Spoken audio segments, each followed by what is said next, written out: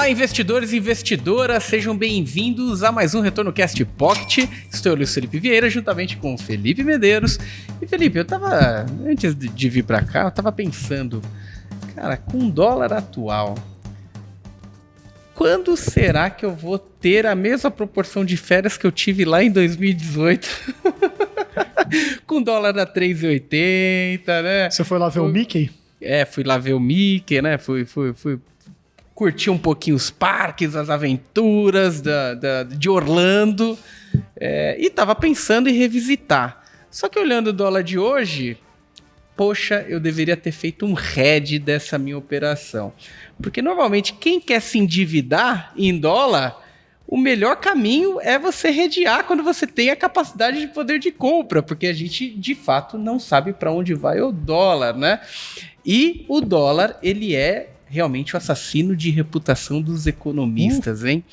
Mais cruel deles. E abrindo o tema aqui, é necessário ter dólar na carteira? E até assim, antes de responder isso, pra você ver como o negócio é cruel, porque ele não assassina só a reputação, ele assassina o bolso também, né? Eu mesmo sou uma experiência viva, porque aqui, você sabe que você que tá ouvindo aqui o Retorno Cast, que a gente aqui é conhecido pela nossa sinceridade, né? Sincericídio.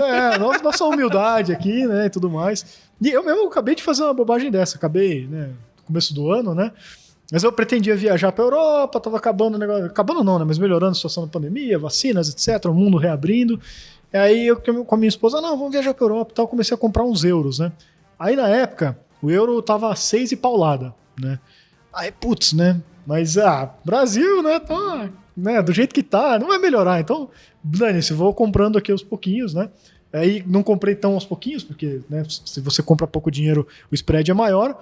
Beleza, paguei lá 6 e paulada no euro. Passou alguns meses, veio caindo. Eu acho que o euro chegou a quase R$5, né? E o dólar, né, chegou a 4,70, né? E puta, por que eu não deixei pra comprar agora? Mas bom, paciência, já comprei mesmo, não vou comprar mais, porque depois, né, se cair mais ainda, melhor ainda. E quem disse, né? Agora subiu tudo de novo, não tá lá 6 e tanto, né? Porque o euro tá apanhando um pouco por causa das coisas da Rússia e tudo mais.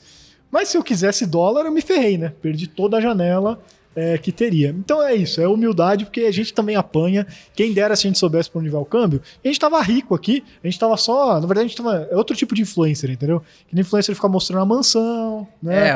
A conta bancária, né? É isso aí mostrando as viagens, as né? Faturas do cartão de crédito. É isso aí, mas como não é o nosso caso, a gente vai ficar aqui falando para vocês que não dá para adivinhar o câmbio, é isso. Exatamente. E esse assunto, ele recorrentemente, ele participa dos nossos bate-papos, né? O dólar, ele tem uma influência realmente significativa e é muito desproporcional quando a gente fala em questões econômicas. Brasil, Estados Unidos, em relação ao restante do mundo. Então acaba sendo muito difícil a gente, num processo de diversificação de carteira, a gente não falar de ativos que correspondem à moeda do mundo, né? Faz sentido? Tecnicamente, faz sentido eu estar posicionado na maior moeda, na moeda mais líquida do mundo, né? A questão é, qual que é a representatividade daquilo no teu portfólio e o motivo que está te motivando a colocar naquela moeda, né? Aí, se eu puder elencar e você também transmitir a sua sabedoria em respeito a esse assunto, primeira questão qual que é o nível de correlação, né, do dólar em relação a portfólios, a carteira, né? Isso é muito importante na hora de diversificar a carteira, diversificar o portfólio, para você entender o nível de risco, né? Que a somatória dos seus ativos está correndo. Segundo ponto importante, você tem dívidas em dólar? Se você tem dívidas em dólar, para você ter uma melhor previsibilidade de honrá-las, é importante você fazer hedge, ou seja, você comprar a moeda no momento que você tem capacidade, né, de honrar aquela dívida. Como, por exemplo, é o meu caso. Poxa, eu gostaria de ter comprado quando o dólar estava em 4, né? E agora eu olho e falo, poxa, será que eu espero mais um pouquinho? Bom, então vou me programar. Se eu quero viajar para lá, eu vou colocar 2 anos e vou fazer um saldo médio durante 2 anos para eu me redear aí nos próximos 2 anos. E por fim, aquela pessoa que acredita, né, na disparidade de moeda e fala, poxa, dificilmente o Brasil vai ter uma competitividade em relação ao dólar. Então, no longo prazo, eu enxergo uma boca de jacaré entre real e dólar. O dólar sempre vai ter uma maior eficiência. Se a gente fala que a moeda hoje é lastreada em PIB, ou seja, lastreada em crescimento, quem tem mais capacidade e eficiência de crescimento é os Estados Unidos. Consequentemente, os Estados Unidos vai abrindo uma boca de jacaré diferente, né, em relação ao nosso real. Dito isso, para o investidor, qual que é a relação mais importante na hora dele encontrar a baliza para comprar o dólar ou colocar um ativo dolarizado na carteira, um fundo dolarizado, Felipe? Na verdade, assim, primeiro, só um detalhe, né, que o dólar ou qualquer moeda não é lastreado no PIB, né? Antes fosse, se fosse, a gente não teria problema de inflação, né? Quanto maior a sua produtividade, aí você pode ter mais emissão de monetária, porque você tem mais produtos para circularem, serem negociados, etc e tal. O problema é justamente esse, né? Emite-se muito mais moeda do que de fato tem aumento de produto, né? Então aí você tem aí... assim, os problemas que a gente, né? É muito simples, né? Você vai lá e você tem uma determinada quantidade de produtos lá. Você tem, sei lá, né, 10 relógios. E esses relógios, cada um custam X dinheiros lá. Aí você dobra a quantidade de dinheiro na economia, né? Emitiu um monte de moeda. A quantidade de relógio continua a mesma. Então o que vai acontecer? O preço do relógio vai dobrar, porque você tem o mesmo tanto de dinheiro para comprar... Quer dizer, você tem muito mais dinheiro para comprar o mesmo tanto de relógio. Claro que uma economia é muito mais complexa do que só relógios, tem uma infinidade de bens e tudo mais, mas é isso que acontece. Quando você aumenta a base monetária, que a gente chama, né, sem você ter um aumento correspondente na produção ali total de uma economia, né? Agora, em relação a como você deve colocar a sua carteira, desse ponto de vista, aí eu acho que tem os dois lados, né? Acho que tem isso que você falou, né? E acho que o Chiesi também já falou num cast que a gente gravou com ele aqui, né, sobre uma visão de, olha, se a pessoa ela tem custo de vida dela em reais, não tem porque ela tem uma carteira muito dolarizada, não. Ah, não, mas a inflação, nosso dinheiro aqui, não sei o quê. Tudo bem, aí você vai ter outros tipos de ativos que te protegem da inflação. Você tem NTNB, você tem um monte de ativos aí que são indexados, né, de crédito privado e tudo mais, também inflação. Você tem próprias empresas, né, que a gente sabe que não é garantido, mas que de certa forma elas conseguem repassar mais os preços, que são empresas dominantes no mercado, então elas têm ali, de certa forma também, uma proteção em relação à inflação e assim por diante, mas são ativos locais, né, que vão te dar uma garantia, não é a palavra correta, mas vão te dar uma segurança maior de que você vai conseguir manter o seu poder de compra ali onde você vive. E é o mercado que conhece, né? É o mercado que você tem conhece. Um conhecimento mais profundo, né? Exato. Então você dolarizar com o intuito de, não, porque, né, eu quero ter meu dinheiro indexado a dólar, você não sabe se o dia de amanhã também não vai ser os Estados Unidos que vão ter problema de a moeda começar a desvalorizar, né? Hoje a gente parece uma coisa absurda, né? Mas já aconteceu no passado, né? Exatamente. Então, não é esse o intuito. Agora, o segundo ponto de vista de descorrelação, esse sim. Esse faz muito sentido, mas aí aqui, de novo, eu não acho que você tem que ter dólar, a moeda, o papel na sua carteira. Puramente, né? Exato, porque a moeda por si só, ela não produz nada, né? Ela é um pedaço de papel pintado que a galera costuma brincar, né? Que na verdade é verdade, né? Mas no nosso caso não é nem papel de moeda pintado, é um dígito ali, né? Um código binário ali que está dizendo que você tem tantos dólares. Mas ela não percebe que $5 hoje, $5 amanhã, que pode comprar mais ou menos, geralmente menos, né? Mas não vai te gerar um tanto de dólares a mais. Não vai gerar renda em dólar, né? É isso, não vai crescer isso. De novo, tende a diminuir, porque eles também têm inflação lá, né? Inclusive está bem alta lá recentemente, tá? Por isso que o Fed está subindo juros, etc. A gente já falou disso, né? Então o que você deve fazer? Não é, quando a gente fala de dolarizar, não é comprar moeda dólar, né? A menos que, né, nessas ocasiões que o Luiz falou, de viagem, etc e tal.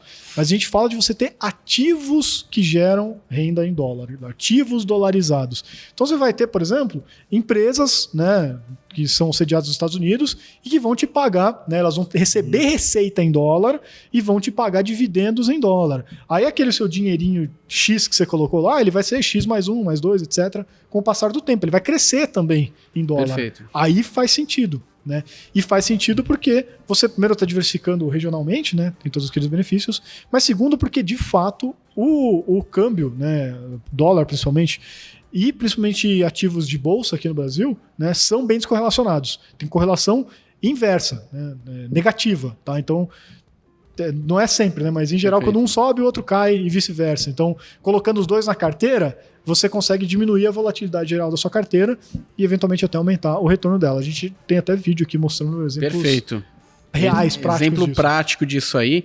E um tema que você trouxe com relação ao lastro, que é bem importante, mostra as dificuldades quando tem uma injeção gigantesca de moeda, já que lá em 70 acabou aquele lastro em pedras, em ouro, né, em prata, em metais preciosos, né, e começaram a associar muito mais a crescimento, PIB.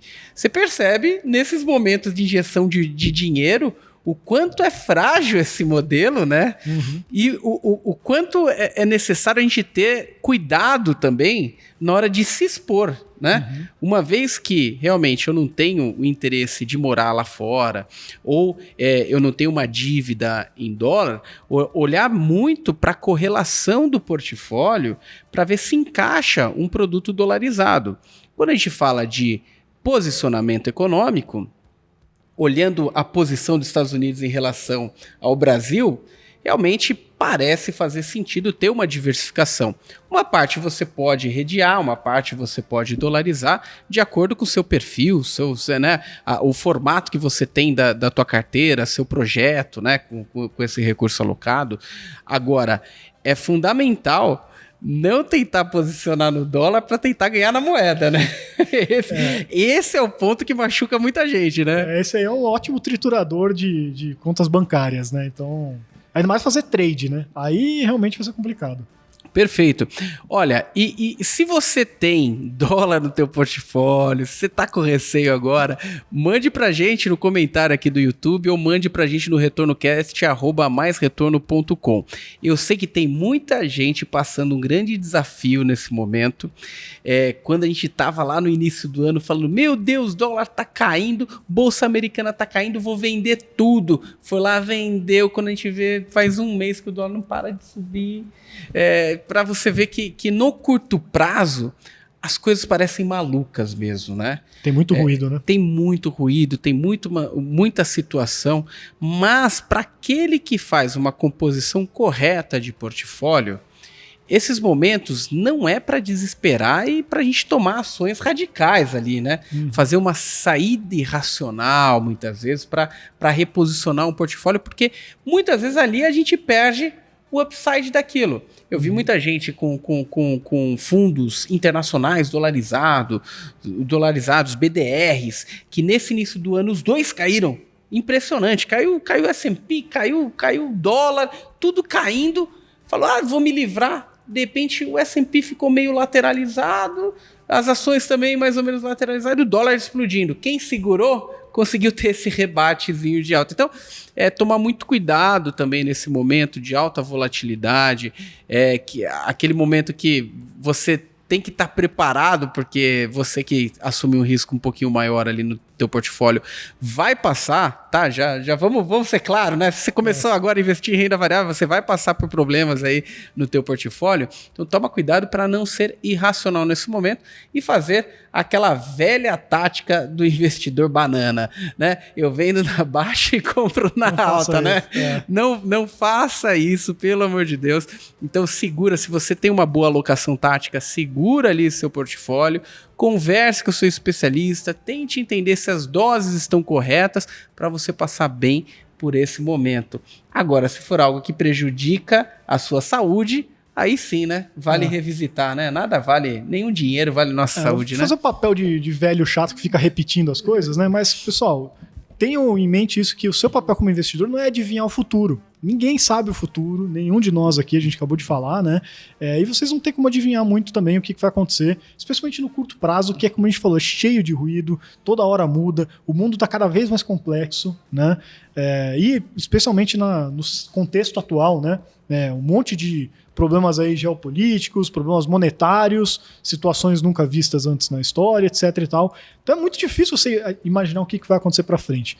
Então, se você não consegue imaginar o que vai acontecer para frente, né, e adivinhar o que vai render mais ou menos, você tem que já tirar uma conclusão daí. Você não controla o retorno da sua carteira necessariamente, né? Principalmente quando você está falando de renda variável. Então, não tenta controlar isso. O que você consegue controlar, pelo menos em parte, é o risco da sua carteira. E como que você controla o risco da sua carteira, pelo menos em parte, né, consegue reduzir isso, é o que a gente está falando aqui, o que a gente sempre fala, é através da diversificação, né, descorrelacionando os ativos da sua carteira. Aí você consegue ter diferentes ativos, né, cada um com o seu propósito ali do porquê que ele está naquela carteira, e o seu risco total vai ser bem menor do que se você apostar tudo num lugar só. Mas, Felipe, eu não consigo olhar o risco da minha carteira. Como que eu faço? A minha plataforma, meu banco, minha corretora não mostra isso aí pra mim, cara. Eu não sei nem volatilidade, não olho, eu não sei correlação. O que eu faço? Aí é por isso que você pode contar com a gente aqui, né? Porque a gente não tem só o Retorno Cast aqui. Você entra lá no Mais Retorno, maisretorno.com, aí você vai entrar lá na área logada e você vai encontrar lá o simulador de carteira. E aí você coloca lá, eu quero ter aqui, né, os meus 20% em ativos dolarizados que eu vi o pessoal ali do Retorno Cast falando, né? Eu vou colocar aqui minhas ações brasileiras, XYZ, ou o fundo que eu, né, de ações e tal, vou colocar meu ETF, vou colocar meus títulos públicos aqui, e tá aqui, montei a minha carteira. Como que vai ficar, então, a volatilidade dessa carteira? Ela vai me dar Sharpe positivo, né? E aí você vai botar isso, vai apertar um botãozinho e nosso sisteminha ali de simulador vai mostrar exatamente como ficaria a volatilidade, o Sharpe. E aí, se você não gostar, aí você aumenta aqui, diminui ali e vai, né, mudando ali conforme você quiser para chegar no. E o mais incrível, Felipe, uma ferramenta que os gestores usam para olhar os ativos da própria carteira. Então, você tendo acesso a ferramentas de altíssima precisão, né, para o seu portfólio. Então, se o seu banco não te entrega isso, sua corretora não te entrega isso, fique tranquilo. Imputa seus ativos com as doses, não só o que você tem na carteira, às vezes algo que você queira simular, e aquilo vai te dar um nível de qualidade para o tamanho do risco, tamanho de exposição, que daí você vai ter maior tranquilidade se está tomando a decisão correta ali para o portfólio. É aquilo que a gente falou, né? Eu não tenho ativo dolarizado, devo ter? Vai lá no simulador e põe, vê o que acontece, vê se sua carteira melhora ou piora. Adiciona lá no teu portfólio e depois conta pra gente qual que foi a reação ali, se foi positiva, se foi negativa. A gente quer muito saber aí de você, queremos ouvir o seu feedback, tá bom? Então espero que tenha sido um episódio que trouxe um pouco desse esclarecimento sem esclarecer. Porque quando a gente fala de dólar é muito difícil, mas com a nossa ferramenta vai ficar muito mais claro para você, viu? Então acessa lá maisretorno.com, área logada, simulação de carteira, simulador de carteira, você vai conseguir olhar como que flutua, como que esses ativos em conjunto vão se posicionar e vai ter uma maior assertividade ali para a condução ali do teu portfólio. Então obrigado, pessoal, que nos ouviram até aqui e nos viram aqui no YouTube. Deixa o seu like. Se você não é cadastrado no nosso canal, se cadastre no nosso canal, clique no sininho de notificações. E você que está nos ouvindo no podcast, tem agora as estrelinhas, né? Então deixa aqui as estrelinhas aqui para posicionar a gente. É no canal, tá? Não é no episódio. Exatamente, é no canal direto. Então clique ali, dê as estrelinhas, vai contribuir bastante aí com a gente para a gente continuar esse trabalho. Muito obrigado e até a próxima. Valeu, pessoal. Um abraço.